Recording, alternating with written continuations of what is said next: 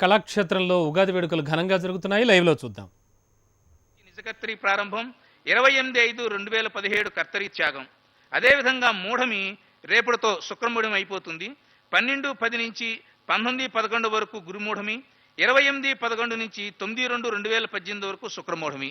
ఇది ఎందుకు చెప్పామంటే పంచాంగం ఒక సంప్రదాయం కాబట్టి, ఈ సమయాలలో మనం ఎటువంటి పనులు చేయం కాబట్టి. తర్వాత చంద్రగ్రహణం ఆగస్టు శ్రావణ పౌర్ణమి సోమవారం నాడు చంద్రగ్రహణం కలుగుతుంది. సంపూర్ణ చంద్రగ్రహణం 2018 జనవరిలో కలుగుతుంది. ఇక్కడే మీకు అందరికీ ఒక విషయం చెప్పి మనం ముందుకు వెళ్దాం. అదేమిటంటే గ్రహణం అనేటువంటిది మీరు పాపంగా భావించవద్దు. గ్రహణం అంటే ఆవకాయ మీద దర్భలు పెట్టి, ఆవకాయ మీద మూతలు పెట్టి మెదలకుండా పడుకోవడం, ఆ పనులు చేయొద్దు. గ్రహణం అంటే చాలా పుణ్యమైన సమయం. గ్రహణం రోజున ఎవరైతే జపాలు చేస్తారో, ఎవరైతే దేవుని ధ్యానం చేస్తారో, ఎవరైతే స్నానం చేస్తారో వాళ్ళకందరికీ అద్భుతమైన ఫలితాలు వస్తాయని పురాణాలన్నీ చెప్తున్నాయి. కాబట్టి అపూర్వంగా ఈ సంవత్సరం మనకి 2 గ్రహణాలు వస్తున్నాయి. ఆ 2 చంద్రగ్రహణాలకు సంబంధించినవి. కాబట్టి ఇటువంటి చంద్రగ్రహణం రోజున మీరందరూ మీ ఇళ్లలోనే కూర్చుని చక్కగా నదుల దగ్గర స్నానాలు, ఇళ్లల్లో పూజలు ఇవన్నీ చేస్తే మీకు శుభప్రదం జరుగుతుంది.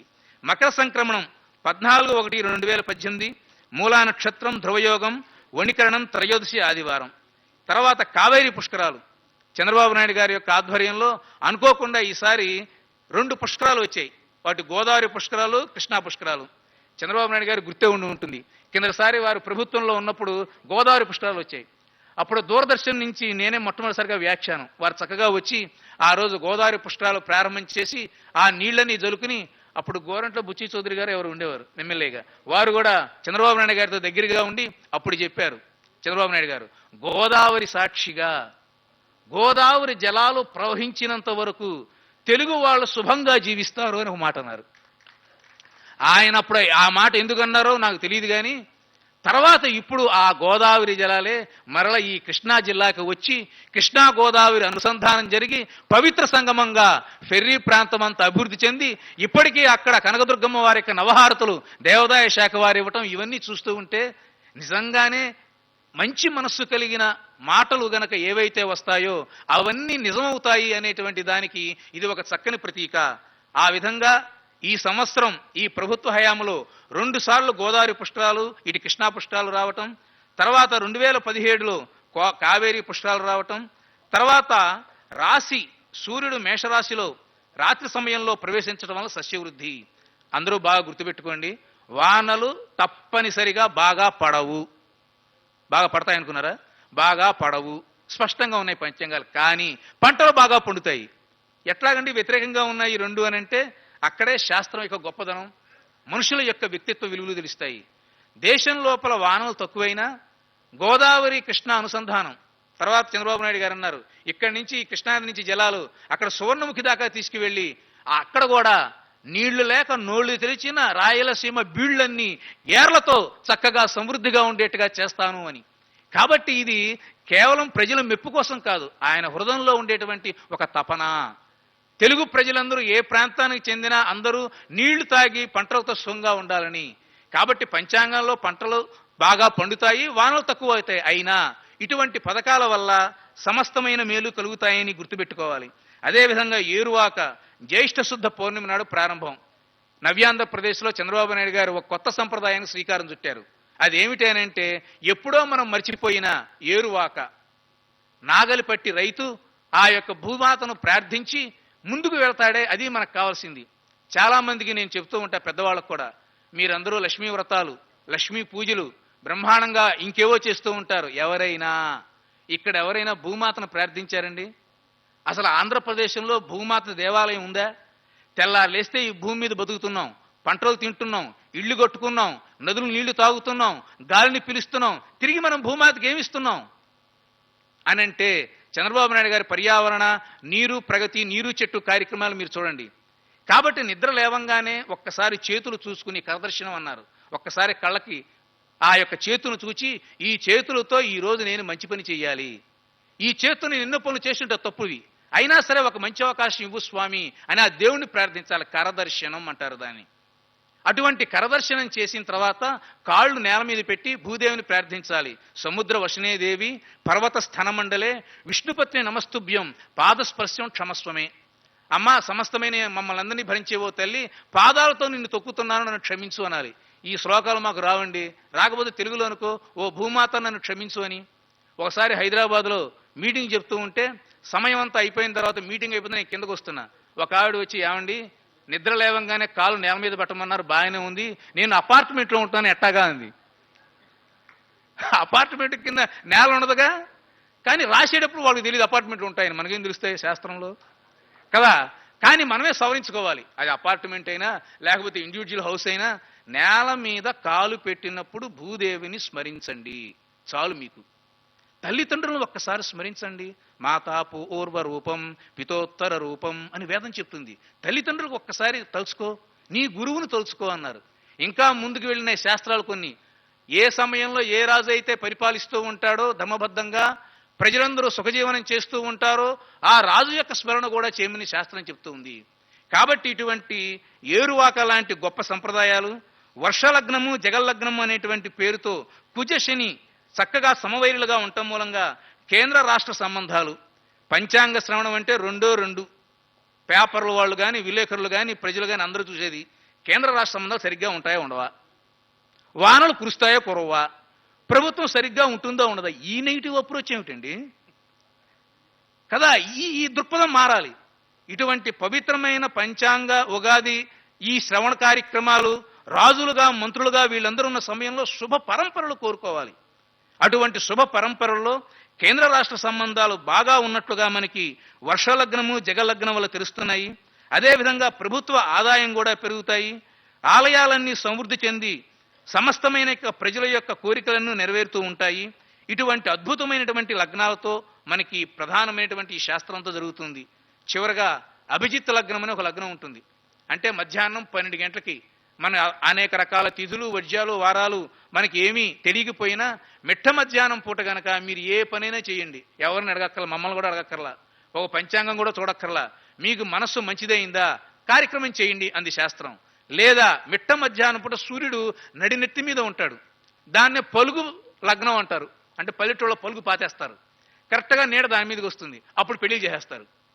పలుగు లగ్నం అంటారు దాన్ని పల్లెటూళ్ళలో. ఇటువంటి అభిజిత్ లగ్నాన్ని కూడా అశేష దోషాపహారం అన్నారు, సమస్తమైన దోషాలను పోగొడతాయి. ఇటువంటి విధంగా రాసులవన్నీ మీకు అందరికీ తెలుసు. ఆయా రాసుల ప్రకారంగా మీరు అవన్నీ చూసుకోవచ్చు. ఎందుకంటే ముఖ్యమంత్రి గారిది చాలా విలువైనటువంటి సమయం కాబట్టి చివరిగా మనం చెప్పేది ఏమిటంటే, ఏదైతే పోలవరము, చంద్రబాబు నాయుడు గారు అప్పుడప్పుడు ఒక మాట అంటూ ఉంటారు, నేను నిద్రపోను, చెప్పండి చూసారా, మిమ్మల్ని నిద్రపోనివ్వను. కానీ ఇప్పుడు ఈ సమయంలో ఒక్కళ్ళే నిద్రపోవట్ల పాపం. ఆ ఒక్కళ్ళు ఎవరో మీకు తెలుసు. కాబట్టి ప్రజలందరూ గుండెల మీద చేయి వేసుకుని హాయిగా నిద్రపోయేటట్టుగా రాత్రింబవళ్ళు రోజుకి 18 గంటలకు పైగా ముఖ్యమంత్రిగా ఆయన బాధ్యత నిర్వహిస్తున్నారు. పంచాంగకర్తగా వారికి చేసే విన్నపం ఏమిటంటే, అయ్యా మీ ఆరోగ్యాన్ని కాపాడుకోవలసింది, మీ ఆశీస్సులు అందించండి. చంద్రబాబు నాయుడు గారి యొక్క ఆరోగ్యం కలకాలం ఉండాలి. 65 ఏళ్ళు వచ్చినాయి ఆయనకి. ఇప్పుడు మేము కూర్చుంటేనే మాకు మోకాళ్ళ నొప్పులు మొదలవుతున్నాయి. మరి ఇటువంటి సమయంలో ఆయన రాత్రింబవళ్ళు 13 జిల్లాలో నిరంతరం పర్యటన చేస్తూ తెలుగు ప్రజల యొక్క ఆత్మ గౌరవానికి, అమరావతి నిర్మాణానికి, పోలవరం పట్టిసీమ ఇటువంటి అద్భుతమైనటువంటి ప్రాజెక్టులు చేపట్టి, అపర భగీరథుడు అనేటువంటి టైటిల్ వాడద్దండి, అరిగిపోయింది అది, అపర భగీరథుడని. ఆయన ఒక్కటే గంగని తీసుకొచ్చాడు. కానీ చంద్రబాబు నాయుడు గారు ఏం చేస్తున్నారంటే, గోదావరి, కృష్ణ, అందినీవ, సువర్ణముఖి, పెన్న ఇలా అన్ని నదుల్ని అనుసంధానం చేస్తూ తెలుగు ప్రజల్లో శాశ్వతంగా తన పేరు నిలిచిపోయే విధంగా ప్రజలందరూ కాస్త అన్నం తినటానికి వీలుగా ఇలా చేసేటువంటి గొప్ప వ్యక్తి మనకి ముఖ్యమంత్రిగా రావటం చాలా సంతోషకర అంశం. మొన్నే పేపర్లో చదివా, లిమ్కా రికార్డులో కూడా ఆ పట్టిసీమ పోలవరం రికార్డులోకి వచ్చింది. అటువంటి రికార్డులు మనకు కావాలి. మొన్నే కృష్ణా పుష్కరాల ముగింపు సందర్భంలో చక్కగా నాట్య ప్రదర్శన చేస్తూ ఆయన అద్భుతమైనటువంటి అనేక అంశాలు, తెలుగు జాతికి గుర్తుపడే విధంగా కూచిపూడి నాట్యం ఉన్నది, తెలుగు భాష ఉన్నది, తెలుగు సంస్కృతి ఉన్నది. ఈ రకంగా అనుక్షణము ఏ చిన్న కార్యక్రమం వచ్చినా సరే దానిని ప్రజల కోసం మలచి అద్భుతంగా ఈ ప్రజలకందరూ అందిస్తూ ఉన్నారు.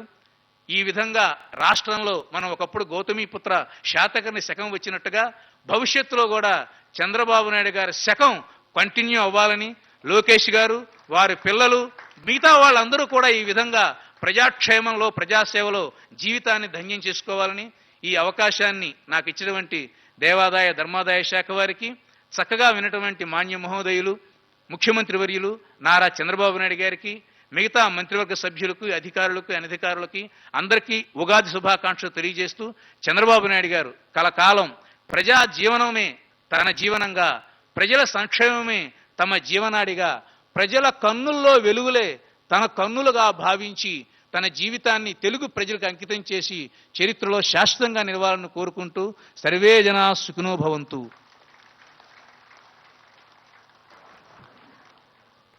బంగారు కాంతులతో హేవళంబి నామ సంవత్సరంలో చంద్రబాబు గారి పరిపాలనలో అందరికీ ఆనందదాయకంగా ఉంటుందని తెలియజేసినటువంటి శ్రీ వేదాంతం రాజగోపాల చక్రవర్తి గారికి ధన్యవాదాలు. ఇప్పుడు మాన్య ముఖ్యమంత్రి గారిచే శ్రీ వేదాంతం రాజగోపాల చక్రవర్తి గారికి సన్మానం.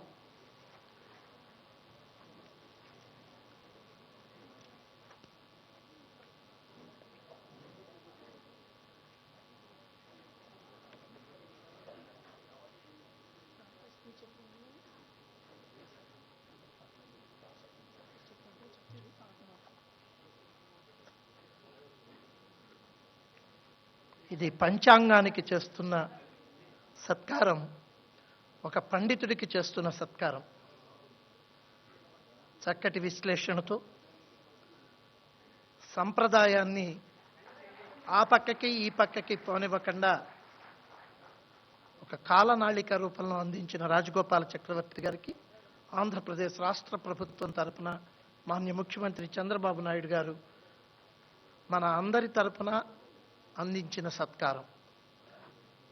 మాన్య ముఖ్యమంత్రి గారికి మా హృదయపూర్వకమైన కృతజ్ఞతలు తెలియజేసుకుంటున్నాం.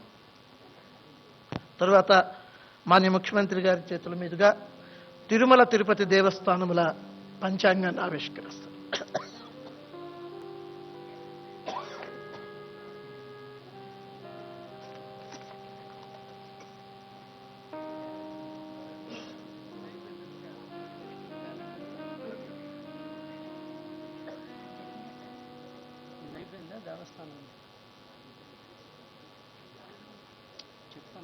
మాన్య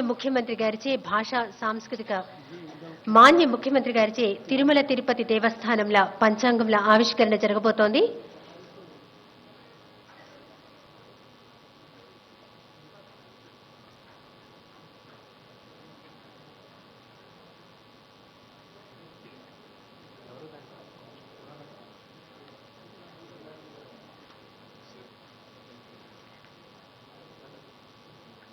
అనంతరం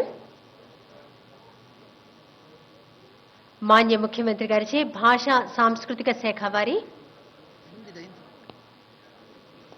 శ్రీ హేవళంబి నామ సంవత్సర క్యాలెండర్ ఆవిష్కరణ కార్యక్రమం.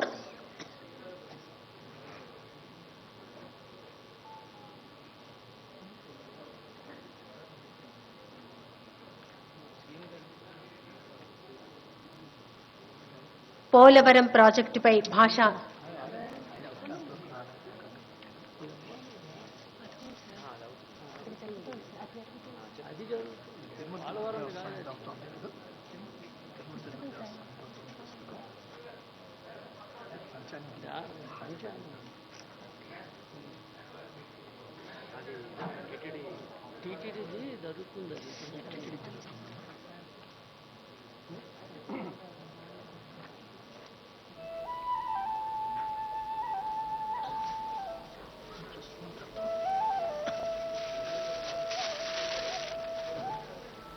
తిరుమల తిరుపతి దేవస్థానం వారి పంచాంగాన్ని ఆవిష్కరించారు ముఖ్యమంత్రి గారు. దాని తర్వాత భాషా సాంస్కృతిక శాఖ వారి హేవళంబి నామ సంవత్సర క్యాలెండర్ని ఆవిష్కరిస్తారు.